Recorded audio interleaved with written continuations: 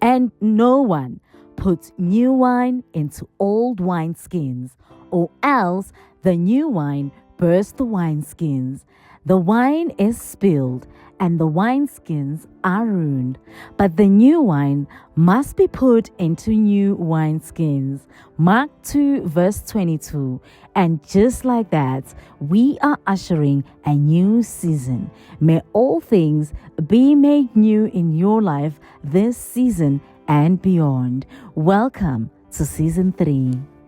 Well, hello, Unstoppable Queens Network podcast of Lordcast. My name is Mrs. Kelly Kentela, and I am so excited to be joined by you today to bring you yet another amazing episode. Now, today we are going to be doing things. I don't even know how we are going to shoot this episode because I am actually interviewing the lady who is behind the scenes and shooting this particular episode.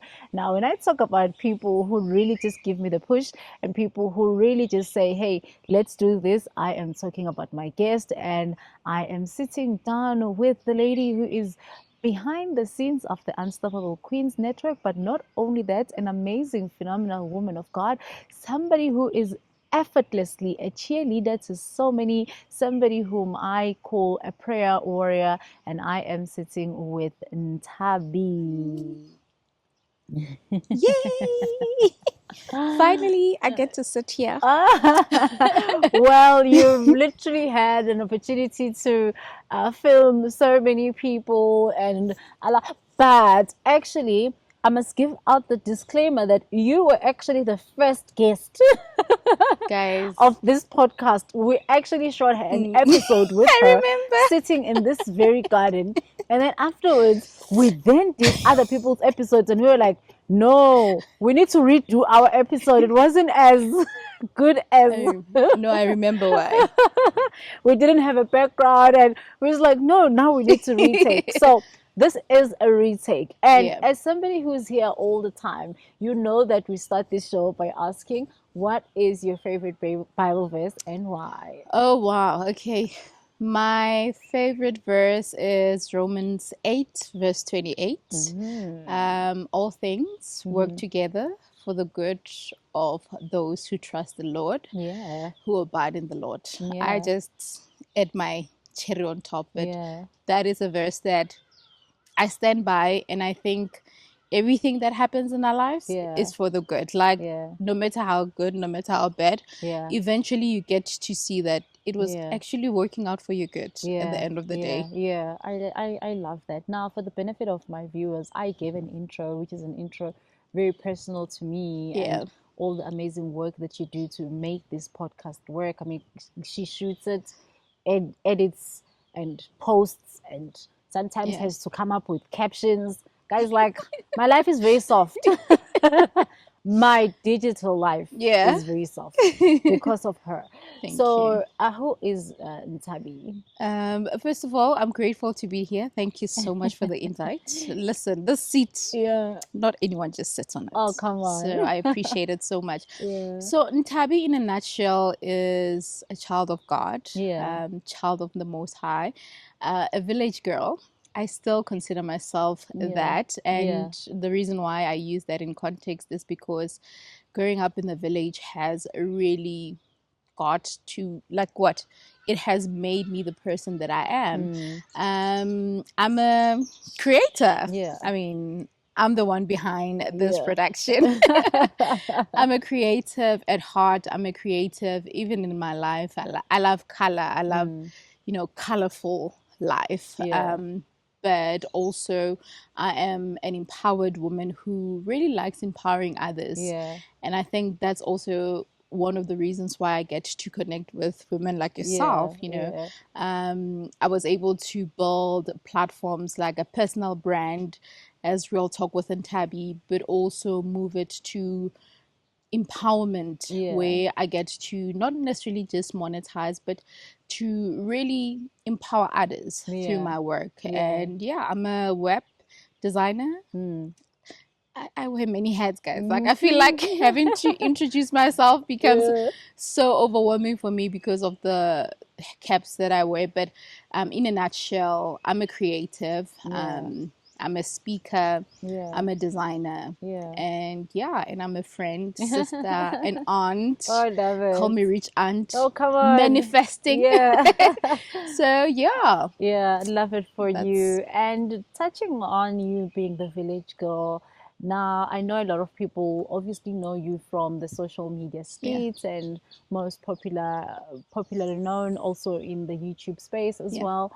And like the other time when we were interviewing my friend Noctula, she was like, "Oh my gosh, I know you," you know. Yes. So, but how important it is for you, because you've shared your story a number of times, but how important it is for you not to forget your humble beginnings, and you know, just really growing up in that village. And how was that for you? You know, I think one thing I'm grateful about is that I got to get to a point where I don't forget the person that I am and forget where I come from. Yeah. And I think that has something that was stuck with me throughout. And the beauty about it all is that it is my story. Yeah. You know, I always say my story is not your story, but through our stories, there's just so much that we can take. Yeah. But what I'm going with this is that the strength that I have, the zeal that I have in each and every day of my life is because of my background. I mean, my background, you know, in hindsight, when I look at it, I'm like, girl, you were blessed. Yes, there were, you know, trials there and there, but you were blessed. I mean, I would have moments where in the morning I would be going to school and there's no bread at the time, but you know, ipapa maiphela kunes cocoa, like cocoa, I don't know what cocoa is in English. What is cocoa in English? I don't don't know. Yeah. And I remember my dad, there used to be a washing machine in front of our door, just out, just there. And I remember I have a picture of my dad leaning, and then he was ready to go to work as well. I was going to school as well, and then I kept laughing at him like, yo, like the way you eat cocoa, it's like you eating something Macaroni nice and and all that, cheese. having that with these rooibos and all that.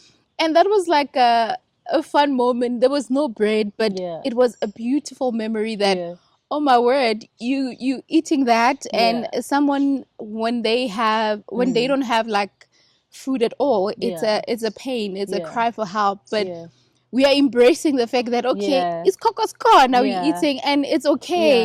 And I and think, you know, as you say that, sorry to cut you, as you No say problem. that, it's a conversation I was having with someone 2 days ago, and we were talking about chasing money and chasing wealth. And we were like, it's so important that we do that, because obviously we need to live a life of abundance here on earth, not only in heaven. A friend of mine was also saying that the streets of gold are in heaven, but even here on earth, can we please experience the streets of gold?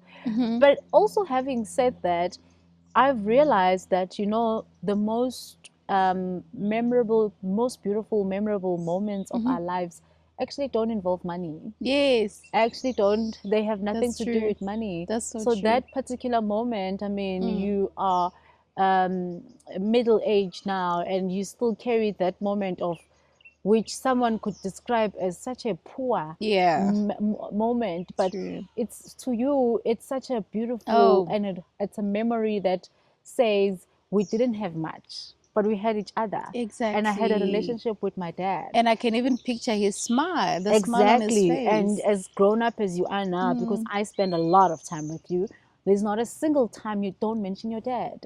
Ooh, wow. Like, you know, so for me, it's that right. bond was created, and it's such a beautiful bond, because there are a lot of people who grew up with a silver spoon in their hands, and their fathers were busy. They don't have memories of anything that their father did, because for all they know, it could have been a driver taking you this, an old pet doing this, but you have that. And you know, so for a black girl to even have such a beautiful relationship that you have with your dad, it's just always beautiful. But we'll probably get to family dynamics a little bit later. Let's not get carried away. Now, I want you to tell my viewers about your amazing company and what it's like running it. and what are the services that you provide? Okay, so I'll try to summarize it. So ILDESIGNS creative approach, which the name comes from. Initially, I wanted it to be L Designs, Lebos Designs, but the name was taken. So it's basically in Lebos Designs. Lebogang is my first name. And at that time, Lebogang was like, now you call me Nthabi because my brand is all about Nthabi. But yeah, ILDESIGN is a design agency where I offer services like branding services. So, like I said, I'm a creative at heart. So I do branding, web development, web design, and hosting. So all of that. So, and of course, I got to advance myself in the digital space. That's why I'm able to even be able to do like video production, which is multimedia. I also studied that. But digital marketing in overall, has open doors so that I can even manage social media accounts for clients and all that. So yeah, that's what my business does. And coincidentally enough, this year I got an opportunity to work with one attorney's company. I got to rebrand their whole company from logo, from website, and their merchandise. So that was quite great. So that's an example that you can get from the services that I get to, or they can just continue watching this amazing channel. Of course. Oh yeah. Oh, please do the editing. Please do. I mean, yeah. Please, more is still coming. So please stay tuned in. I love that. Now, let's now move to your family dynamics, because you are a church girl. You are somebody who's grounded and very sold out to Christ. I mean, I've watched you serve. I know you're a server even at your local church, but I also know you come from a happy family. Like I mean, you had to miss a milestone of mine because something else was happening for your family. And I remember even when you were not sure how to tell me, and I was like, no, family comes first, because I mean, we're friends. It's great that we are the chosen family, but guys, family comes first. Family and over everything. You are an easy example of a happy, united family. Like, you talk about your brother, you talk about your sister, you talk about your nephew. You talk like your family is like, you evolve around your family. Now take us through your family dynamic, your happy family dynamics. You know what? I'll correct you a bit there. Happy, yes. But happy, don't think of happy as a picture that is picture perfect. No, everything absolutely. is great. And because we recently even had a challenge with my youngest brother, and it was a sad moment going through that. Trust me, we all go through it, but we'll claim the happy. I definitely want to claim the happy, and thank you for pointing that out, because it's exactly that. I think when I started growing up, like when I got to be smart and all that, I said to God, please make me the change I wish to see in my family. And something about my mom and dad, they're very shy, quiet people. They're not really open, and certain things that I know about relationships, about even my first period, like I got to hear from other people. Like my mom would be shy to have that conversation. In actual fact, what she said was, I had period pains, and she said, that pain that you have, let me tell you, the pain that you'll get from having a child is worse. Oh my gosh. That's the only thing that I heard from my mom. And I was like, okay. It was exciting to hear that, okay, she can have this conversation, but she was shy about it. But really, my family, we are a family of 4 siblings. Amazing. We look alike.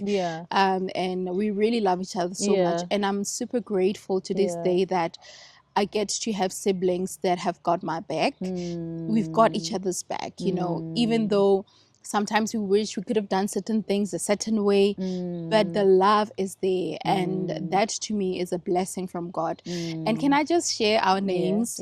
So my eldest brother is Thabiso. Okay. And then I'm the second one, Nthabi Singh. And then third one is Kagiso. And last one is Lerato. Okay. So the names, if listen, those names tell a story about it. Like, just put them down and then think of the meaning. And that has been that. You see why I say happy family? Like, look at these names. You know, we Tabiso or Tabisite, Tabiseng made us happy. Yeah. Kagiso or file kagiso. Exactly. Lerato or Okay, file this lerat. one. Like Come how on. you know? Oh, your parents are the ones. They Yeah, are the no. ones. Yeah. So you come from that background, and I'm still gonna say happy family. You know, family that is united and family that is there for each Yeah. other. Because I think a lot like myself as well. I'm very close to my siblings, and my brother is late now, so it was always the three of us. Girl, we're a unit. I love that. I think even the other day I put it on my socials that I speak to my sister a number of unhealthy times a day. You know, like I speak to her about Yeah. everything. You know, like I'm stuck in traffic, I call her. Mm-hmm. I'm trying whatever. You know, Yeah. like it's unhealthy number of times. Yeah. But that's because of the unity that we have created for each other, and we've always had each other till today. We still have each other, and I think I easily see that with you. And then you grow up, and then you get married, and then you adult life is happening, and before you know it, now you have to go through a divorce. Yeah. And so for somebody who comes from that tight unit family, and your parents are still together, and now you must bring the news that actually, thank you for raising me in this marriage home, and thank you for showing me how marriage is done, but I'm now choosing a different path for myself. So now take us through that journey and that difficult conversation that you had to have with your family during that time. You know what? It was definitely the most difficult. Yeah. Because, like I said, I'll talk about my mom a bit. Yeah. She's very fragile. She's very closed off. I've never seen my mom cry, by the way. And she worries a lot. Yeah. And I remember when I was going through issues in my family and in my marriage, it was so hard to share with my family. You know, sometimes when you're going through something, you need guidance from your elders. Even guidance that even you as a friend wouldn't, as a sister, you wouldn't help with. Sometimes you need to talk to your mom, especially your mom. But it was so hard because I had declared and said that the only tears I wish to see coming out of my mom's eyes are those of joy, not pain. So I didn't necessarily bottle up, but I really didn't share much with my family. So it was hard, and unfortunately my parents, okay, I got to tell my dad, I think closer to like maybe a month later after the divorce. But for my mom, it took me a bit of time. My dad allowed me to actually tell my mom myself. But it was so hard, and I think coming from a home where, you know, there's unity and all of that, I think for me didn't make it hard for me to leave my marriage, because I got to see what love is and how love has to feel like. You know, I won't say my parents didn't have issues. They had their own complications, but I knew how they loved me, and I wasn't saying my ex-husband was supposed to love me that like my parents love me, but I knew what felt right. So it was easy for me to make that choice to say, this is not for me anymore. I am not in the right space. I am not experiencing that love and joy, and this is not how I'm going to live my life.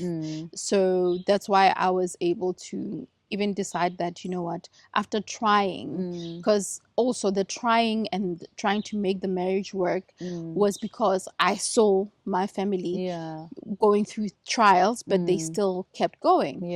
And when I realized that actually this is not working out, I was ready to check out. You know, I was ready to check out. But that was the hardship about it. But I think overall, the fact that I got the strength thanks to my cousin, who said to me that you can't keep things from your parents, especially your mom, and saying that you're protecting her. Instead, you are hurting her more.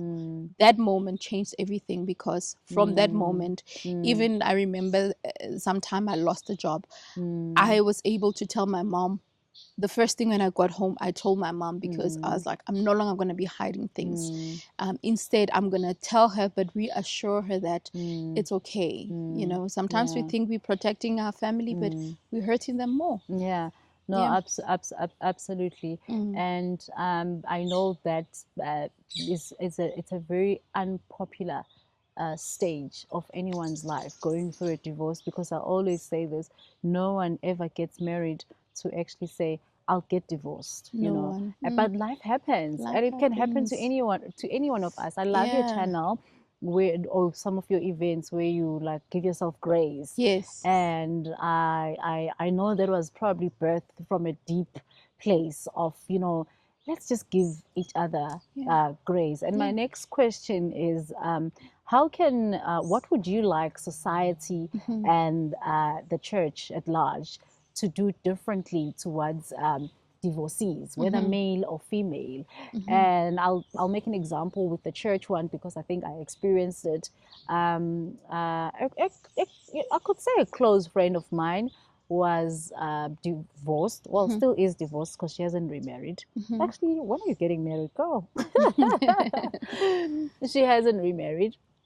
And I remember her sharing such a painful journey with me, that when she arrived at home cell, which was a home cell that she used to attend with her then ex-husband, or still ex-husband, but when she came back as a divorcee, she could see that she was being treated differently.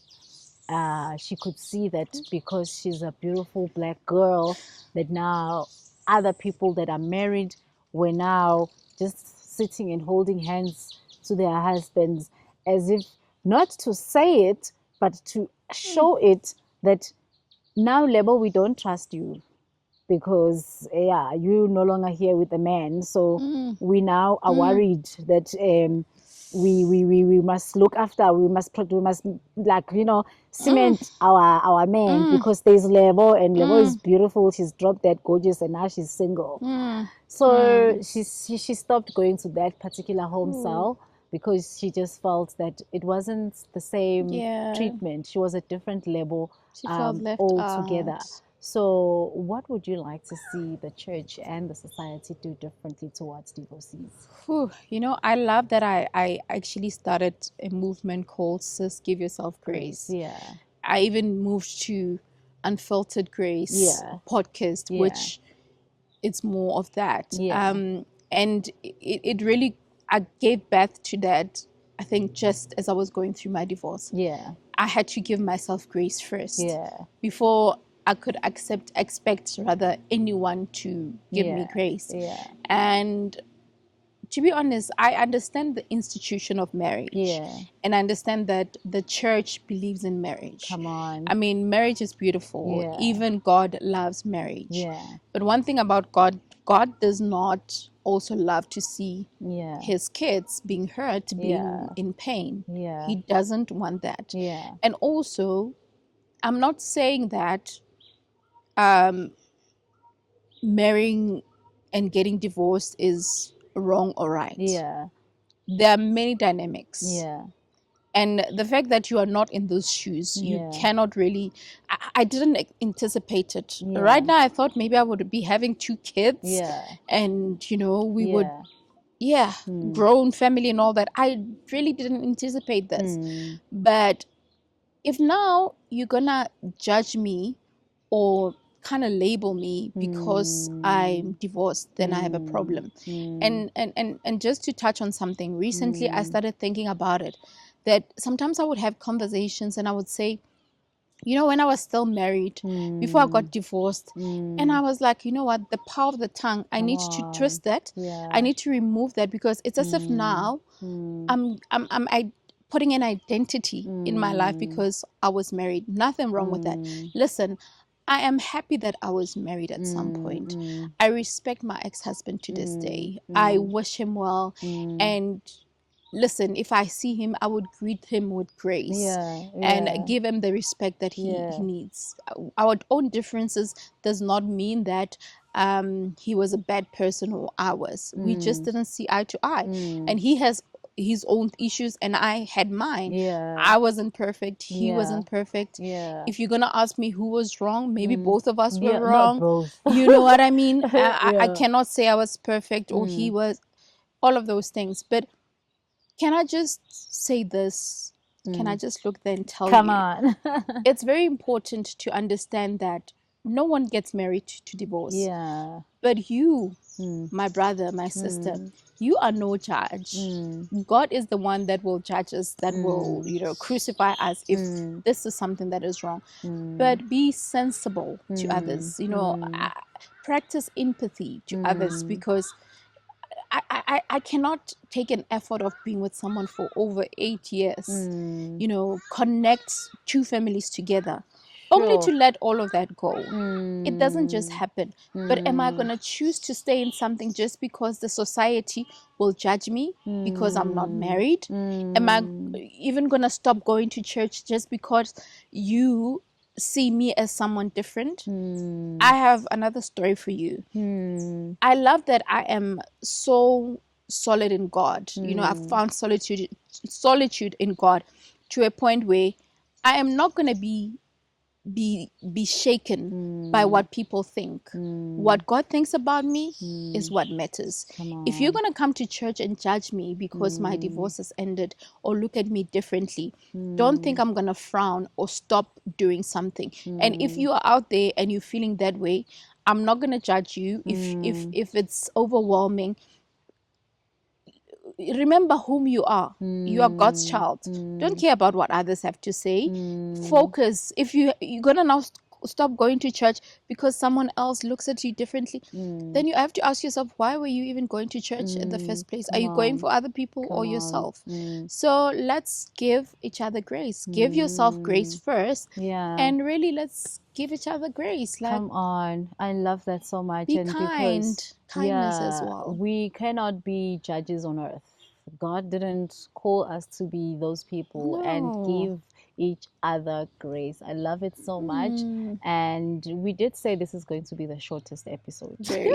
I feel like we went over We time. went over time, right? Because we just thought we were gonna go because we like that. But anyways, what are your final and closing comments for somebody who's watching us and they are at a crossroad? They are going through the most right now, and just your words of encouragement.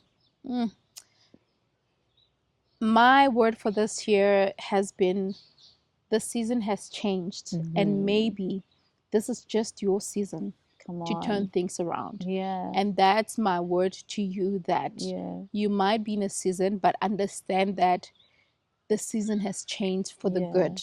So you have to claim it. You have to attract it. You shouldn't dwell. I know there are times where you're going to cry and things are not working out, but understand that you're going to need to take that tissue, wipe those tears, kneel down, pray to God, and get up with a smile and get things done, because God has got your back. And you're not going to do it alone. You're going to do it with Him.